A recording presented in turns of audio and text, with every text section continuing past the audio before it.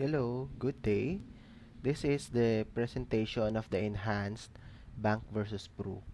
Take note that hindi natin binibring down ang bank, but we will make the client realize na bukod sa bank, they should also have a savings program with ProLife UK. Yeah, so this is how it goes. Yeah, so let's ask the client, is it important to save? So of course, sabihin niya yes, no? And tanong din natin, saan siya nagsisave? Yan. Of course, sasabihin niya sa bank. So, client, ano ba yung mga alam mong bank? Or ano yung bank na meron ka? So, sabihin niya BDO, BPI, Metrobank, and any bank, no? And ano yung account na meron ka? Sabihin niya payroll, savings account, time deposit, or checking account, no? So, tama clients, no? May ganyan. Now, familiar ka ba clients sa interest rate ng bank? Yan. So, sabihin niya, 0.25, no, sa BPI, ganyan. So, tama si client. However, that is before pandemic. And noong pandemic, ibinaba siya into 0.125%.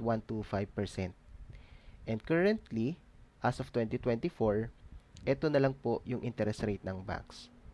Particularly kay BPI, 0.0625 na mas maliit. No? So, kaya pag nag-check tayo ng online banking, makikita natin merong interest earned, kaso merong less withholding tax which is 20%. No? So, if may savings ka, kumita ng 0.0625, nabawasan pa ng 20%. So, lugi ba or lugi? Lugi, no? Lalo na kung yung savings mo ay may paggagamitan ka in the future. So, don't worry client kasi we also recommend na yung emergency fund mo, which is 3 to 6 months worth of your monthly expenses, dito mo ilagay, emergency fund. So, madali siyang i-withdraw, no? So, punta ka lang sa ATM, withdraw ka na, makukuha mo na yung savings mo. Of course, if meron kang gustong bilhin within a few months or years, dito mo rin ilagay yung short-term savings mo. And pwede mo rin ilagay dyan yung for online transactions mo since mabilis siya. Yan. So, what if kay Pru, no? Kay Pru tayo mag-save. Meron ding interest rates, no? So, provided na long term yung savings natin, we can get 4%, 8, or 10, or 12% of your interest rates, no? Dahil ini-invest namin ang money mo sa mga local and international stocks. So, pwede mo sabihin na shareholder ka ng SM, ng BPI, ng BDO, and yun, mga Apple, Google, ganyan. Oh, so, did you know client, no? Meron kaming specific na fund, no? Which is ito, ProLink Global Equity Fund. Yan. So, kung nag-save ka last year, 2023, meron siyang interest rate na nag-earn ka na ng 22.17%. No? And kung ngayong taon ka nagsimula, 2024, may interest na yung money mo na 6.55%. No? So, if halimbawa ito, gagamitin mo for educational funding ng anak mo or may bibilhin kang bahay, no? You can withdraw and it is tax-free or non-taxable. Ayan. So, client, balik lang tayo sa bank, no? So, sa bank, meron tayong tinatawag na PDIC or Philippine Deposit Insurance Corporation. Ayan. So, member si bank ng PDIC and take note yung mga banks naniniwala sa insurance, no? So, pag insured siya, kaso ang insurance mo ay nasa deposit mo. So, halimbawa, nagsara si BPI and you have multiple accounts, say, worth 10 million, 500,000 yung ibabalik sa'yo. Ayan. So, kay ProLife UK naman, we are regulated by the Insurance Commission. So, sila yung branch ng government na nagre-regulate sa licenses namin, sa insurance companies, and sa mga products na ino-offer namin. So, sa insurance, no, ang pinoprotektahan natin or ino-insure natin ay yung public, yung mga tao, no? Sa dito rin, we will also have contract, no? So, dito mo makikita yung iyong benefits and yung mga pwede mong i-claim.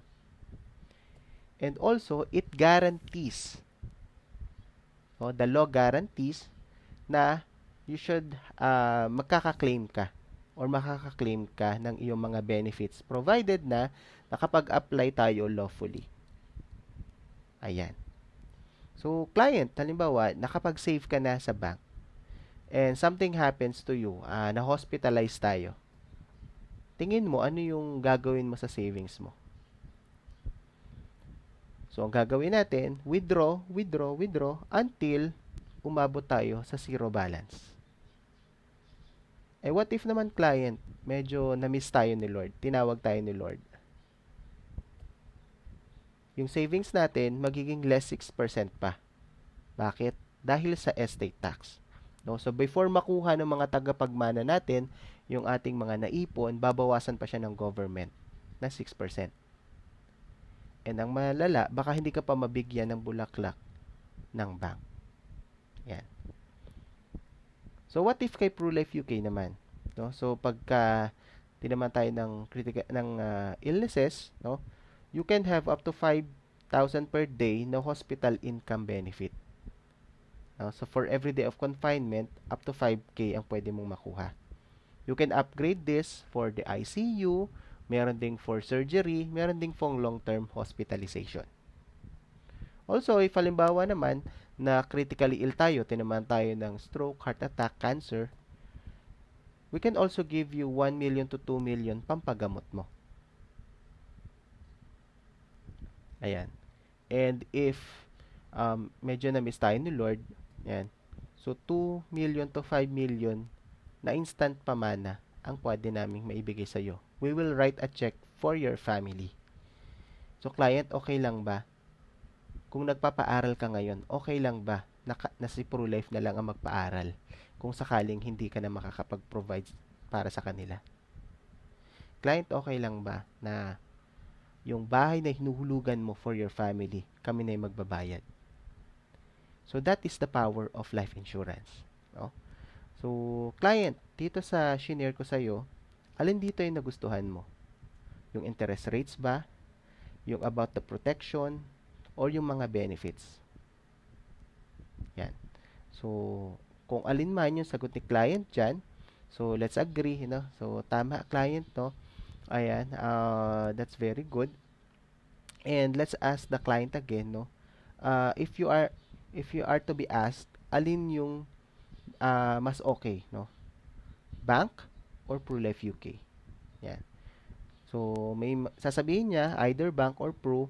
So, it's better na meron tayo sa bank at meron din tayo sa ProLife UK. Which is yun yung ipaparealize natin. So, yun lang. Thank you so much and good luck sa client meetings.